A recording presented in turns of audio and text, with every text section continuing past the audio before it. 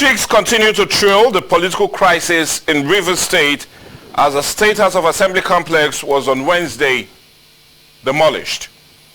This was as Governor Simi Fubara presented the 800 billion 2024 Naira budget estimate to the Edison Ehi-led group at the government house the same moment the demolition was carried out.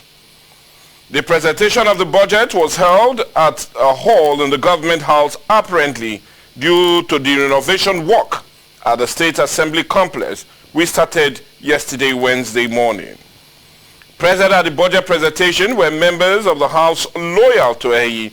None of the members who recently moved from the People's Democratic Party to the All Progressives Congress was in attendance.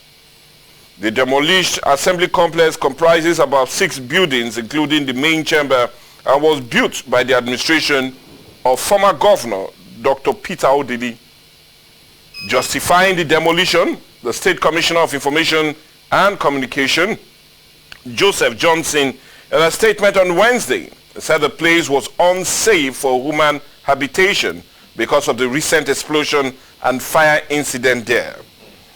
If you recall, on Monday, 27 members of the House elected on the PDP platform defected to the APC and threatened to reject any request by the governor for approval.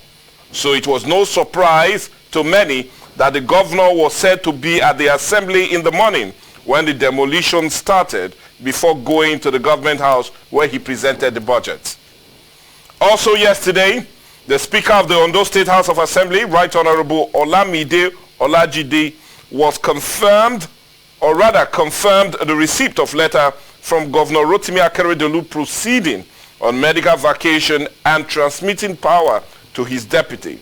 This is coming after months of intrigues where there had been bitter tussle between the governor and those loyal to him against the deputy Lucky Ayedatiwa, thus putting governance at the back seat.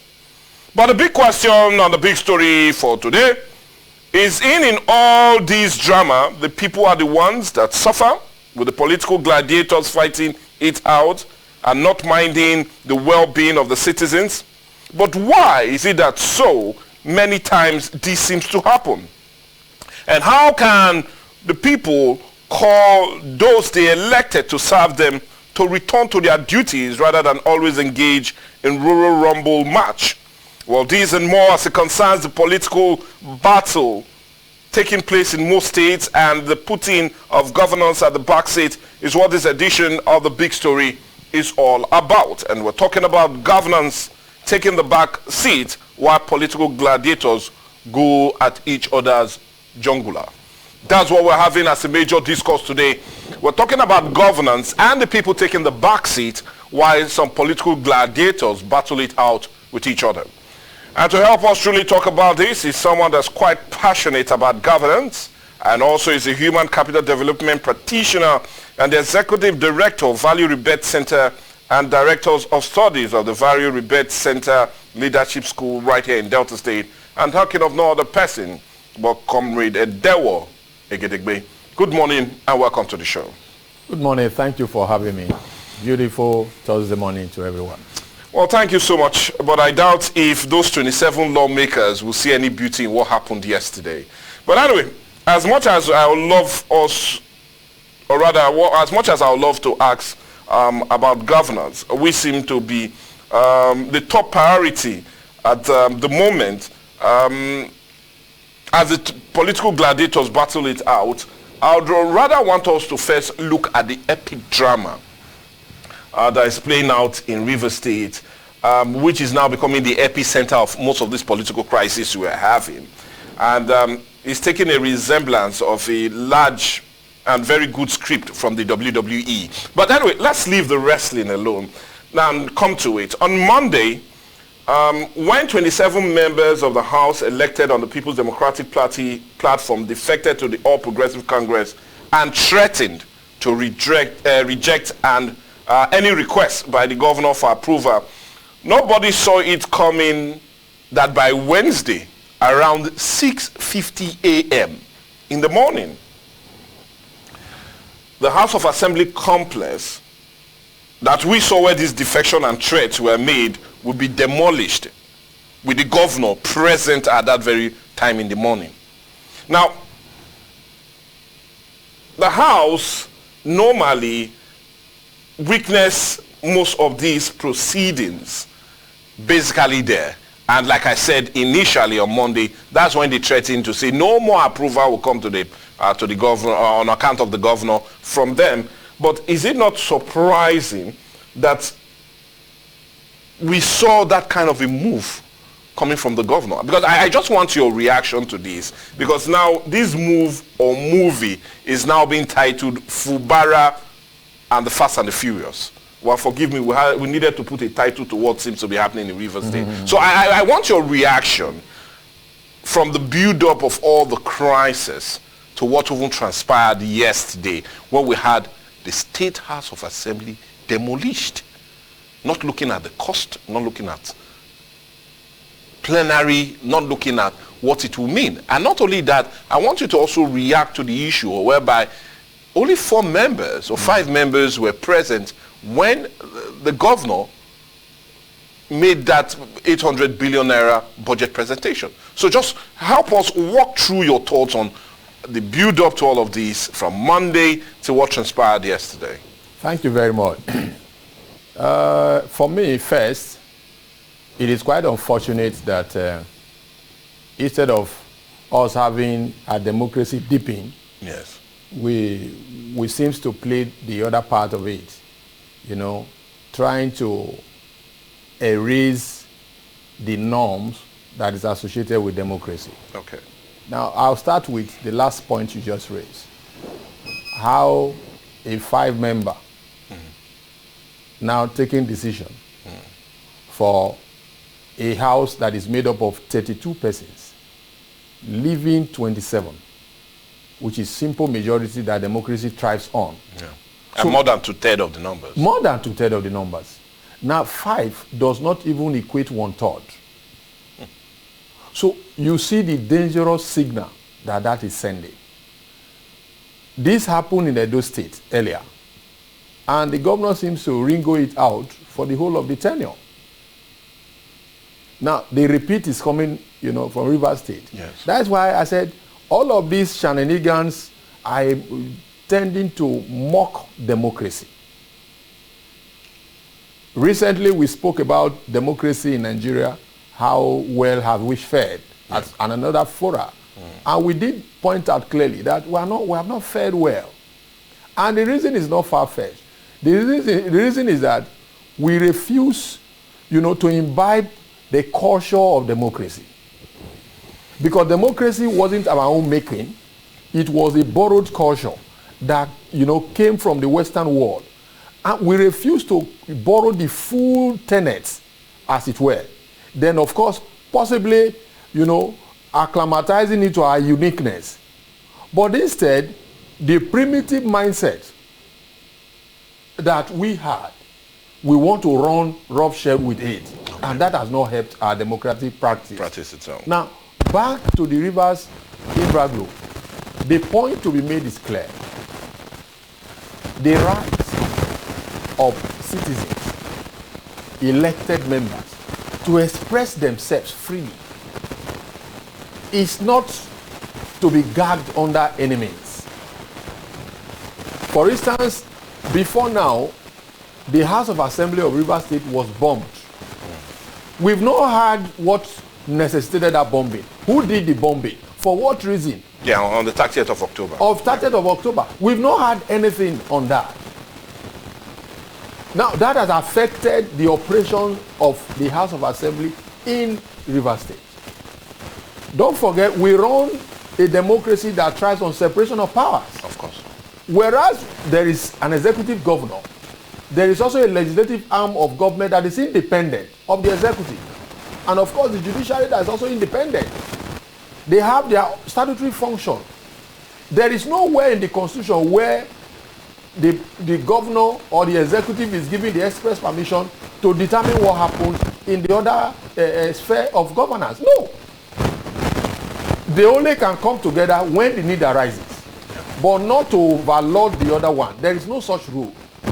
And because we are under one constitution, the 1999 constitution as amended, that stipulates what each and every arm of government does when they need to interrelate for the purpose of budget presentation and oversight function and all of that. No one have the monopoly of outwitting the other one. But what we see playing out in Rivers State now, we are seeing the executive coming to try to bulldoze their way through by, overriding whatever the House of Assembly seems to carry out in terms of their function.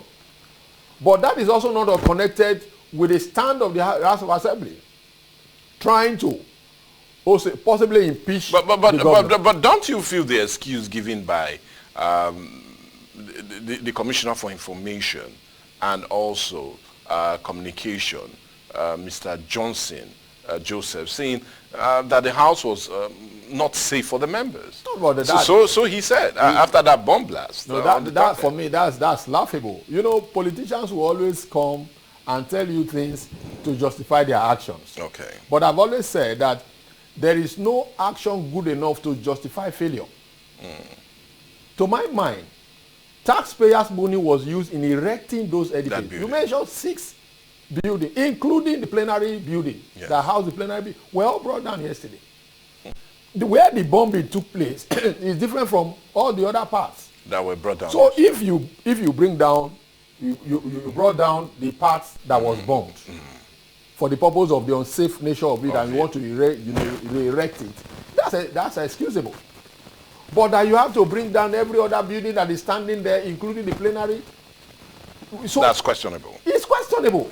And for me, what is painful about it is that money that would have been expended in other new infrastructural development will be applied to building that again. We'll come to all of that, but just still walk us through the crisis and let's look at it. Build up to what happened on Monday with the defection of those 27 lawmakers to the All Progressive Congress is a natural fallout of the Wike Fubara saga. Many would have thought that when it initially started, and also the show of reconciliation from both of them, that we will not get to this point. But let's look at it. Do you see this crisis going any way or going away anytime soon? Because, well, come on, we're not having infrastructures being destroyed. The politics of who is for me and who is against me seems to leave a bitter pill in the mouths of River State citizens. So let's look at it. Are we likely going to see a scale down, or you feel, well, we are definitely going to the woods with this? No, they are going to the woods. They are headed for the woods now. With the new twist that is coming up from Monday to date, you know that it is even just the beginning of the, I could consider this as even the rehearsal stage. What is happening this week now is likely to the rehearsal stage for the real movie that is going to unfold in coming days. If the people of Rivers State do not see Rivers State as first before even governor or ex-governor, then the movie will be very tough. Okay, now let's leave the Fubara and Wike issue, but rather, as much as that battle is unfolding, let's look at another major crisis that seems to be having a second road into this issue, and that's the issue of the Speaker of the House of Assembly there in Rivers State. The proposed Speaker, who is Edison Ehi, is on one side, and the factional Speaker, Martin, is on the other side. And just yesterday, Edison's faction said, or rather declared the seats of the other 25 out of the 27 PDP lawmakers that defected to the APC vacant. And he said he was looking at that same 1999 constitution as amended. He cited section 109, subsection 1G and 2 of the constitution in declaring their seat vacant. Now, this is another second inroad to this crisis, because we're now having the National State House of Assembly also immersed in this very bitter crisis. But my question is, why is it the political class in Rivers State seem not to always sit down and resolve issues? Because why I say so, we can trace it right from the time of Peter Odili to Omeha to Rotimi Amechi, funny enough to even Wike, and now we're having Wike and Fubara. So my question is there a lack of maturity in the sense of the political class in River State that they feel it's all about no negotiations but battle achieve the desired results? I'm just asking. Well, you see, it's very worrisome. That was why in my opening statement I said that instead of our democracy maturing, it's going the other way. And it's very worrisome to some of us who are very critical about what is happening. I say so because a 24-year-old man is grown. Yeah, of course. So we practiced unbroken democracy for 24 years. So we ought to have been growing and grown better to understand where we're coming from, what we've done well and what we have not done well in a bid to now doing them well. But the reverse is the case. That is why it's most worrisome, which is why I'm also calling on the people of Rivers State and every citizen of this country to speak up against every act that tends to undermine the democratic norms of this land. Every act, no matter who is doing it. Because when we keep quiet, when wrong things are happening, it's a sign of failure on the part of citizens. The office of the citizens of a republic is the number one office. Not even the governor, not even the president. Of course. The place of the citizenry. But we have a docile citizenship that never sees anything rather than just reacting. For instance, when this whole, impasse started in October, how much effort has the citizens of Rivers State put on the front burner to mitigate those initial signals that came up? We don't seem to see much. Rather, you see people taking side with former Governor Wike, some taking side with the governor of the day, maybe for possibly appointment seeking, maybe for, compensation, whatever, that we are behind you. So you see that the place of patriotism is put at the background. Then in the forefront, you see the selfishness, taking the center stage. And to that extent, people who ought to speak as statesmen won't speak as statesmen. We speak from a parochial mindset because of what they get at the end of the day. So after speaking publicly to support the sitting governor, they can go back surreptitiously to say, oh, I spoke very well in support of you. I need to have this, I need to have that. So we have played politics to a very, what I consider a shipwreck that will not hold anything good for the citizens of this country at any level. So it is a call, a wake-up call for citizens of Rivers State and citizens of this country that look, when something is dangerously playing out, we should speak about it and ensure that the right thing is done. Not mind who is affected. Governors can make mistakes. We have governors, with due respect to them, who are very reckless with decision making. Today, I'm not just talking about Fubara alone now. Yes. We have governors who, because they believe that they have power that was donated to you in the first place. No. We should get the understanding proper of what governance and leadership is all about. A people, you at a point you volunteered yourself. You brought yourself out that, look, I want to go and represent you. I want to go and serve your interests. Give me your mandate. And the people gave you the mandate, whether rightly or wrongly. The mandate has been given to you. It is upon that mandate that you are called a governor. You are called a president.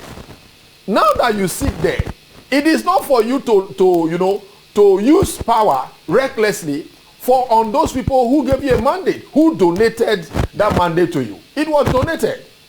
It's not even an absolute thing.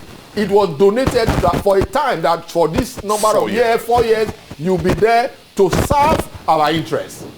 In serving our interests, of course, you'll be rewarded because there is royalty that comes to you for serving our interests. And we must stand on that pedestal.